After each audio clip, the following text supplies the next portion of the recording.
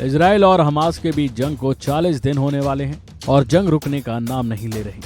लेकिन अब इसमें कुछ समझौता हो सकता है, कोई डील हो सकती है जिससे इस जंग के रुकने के आसार नजर आ रहे हैं, क्योंकि इजराइल चाहता है उसके सभी 100 महिलाएं और बच्चों को रिहा किया जाए।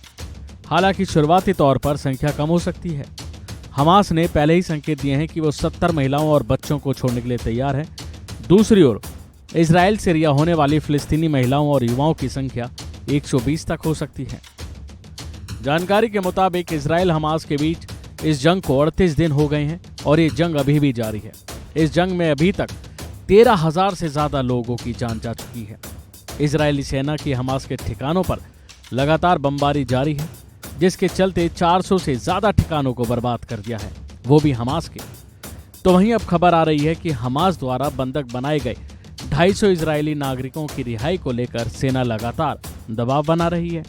ऐसे में हमास ने इजराइल के सामने बंधकों को छोड़ने की शर्त रखी है, लेकिन कितने ये अभी साफ नहीं है। रिपोर्ट के मुताबिक कहा जा रहा है कि इस जंग के बीच दोनों अपने लोगों को छुड़ाने के लिए शर्त रख रहे हैं।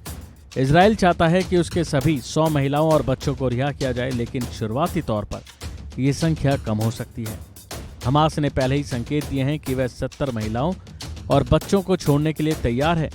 तो वहीं दूसरी ओर इजराइल से रिहा होने वाली फिलिस्तीनी महिलाओं और युवा कितने होंगे ये अभी साफ नहीं है, संख्या स्पष्ट नहीं है।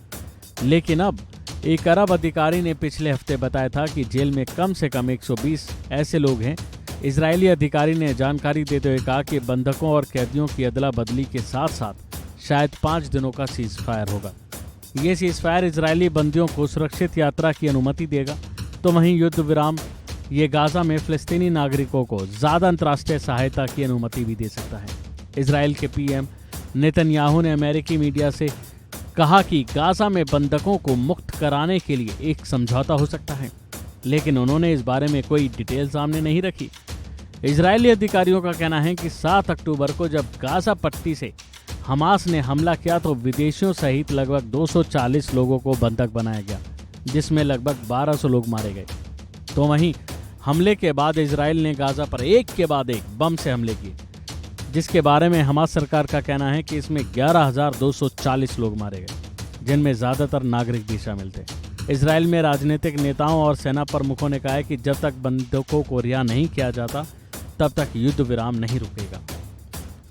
अभी के लिए फिलहाल इतना ही। खबरों में बने रहने के लिए देखते रहिए वन इंडिया हिंदी।